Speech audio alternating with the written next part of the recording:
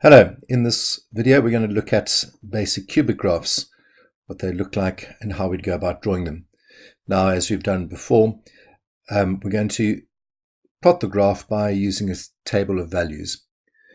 It'd be good first of all to have an equation that we could work with. So here's a basic cubic graph. Y is equal to x cubed minus 2x squared. What do we have? Minus 2x plus 2.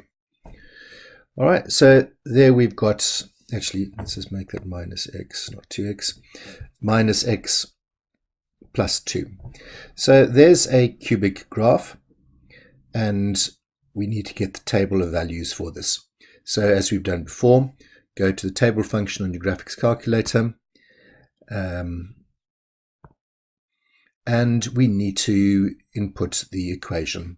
So we're going to have x, now to raise it to the cube, we're going to use this raising to the power button over here, to the left hand side of exit, raise to the power 3, minus 2x squared, minus x plus 2, and press execute. And there we've got our equation set in. We now go to the table function and get our table of values. And so here we've got our table of values. Now, the bottom number that we got over here, the last number, minus 4, goes down to minus 90. Now, there's going to be no ways we're going to plot that, even the second one before that. But the next numbers, we could possibly be able to get those. They look fairly decent. The n number over here at plus 4, up at y value of 30, that's possibly going to be a bit difficult to plot, but we'll make a plan. So we're going to go and plot these values now. If I go up, so we've got our x value and our y value on our table. We say, oopsie, what's happened here?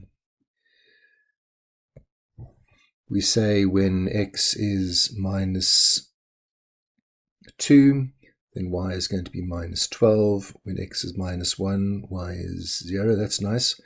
When x is 0, y is going to be 2. When x is 1,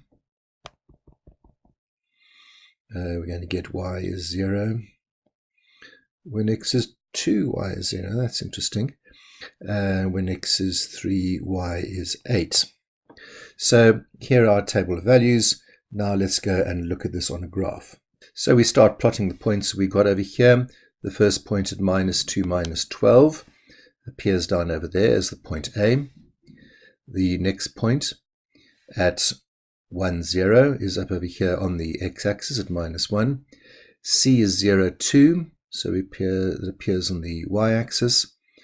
Point D, the next point on, is at 1, 0. Point following that, E, is at 2, 0. And the last point that we've got over here, F, is at 3, 0. Now this looks like a rather strange shape that we've got over here. It goes from the bottom up here, it goes up to this point, it comes down to here. Now, what happens between D and E? Does it go straight across? I'm not quite sure, and then it seems to go up again. Is this going to be a series of straight lines? Is it going to be a series of curves? Well, that's going to be tricky to determine. So what we need to do is to go back to our graphics calculator and go and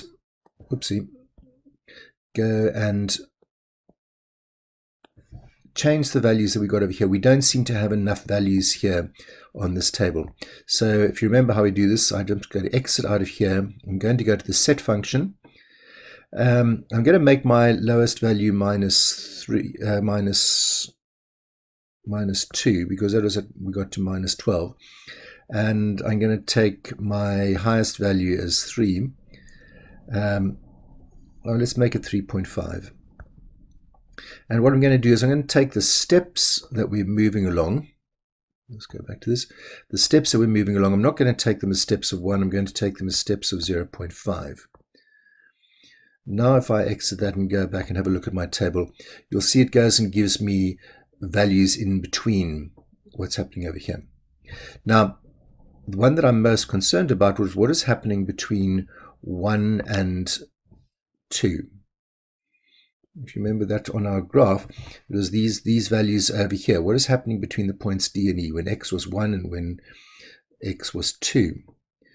And here we can see on the table, when x is 1, y is 0. When x is 2, y is 0. In between, when x is 1.5, so somewhere over here, they're going to have a y value of 0.625. So that's going to be somewhere down over here. So it looks as though the graph goes up, down, then it drops below the x-axis, and then comes back up again, and then continues on.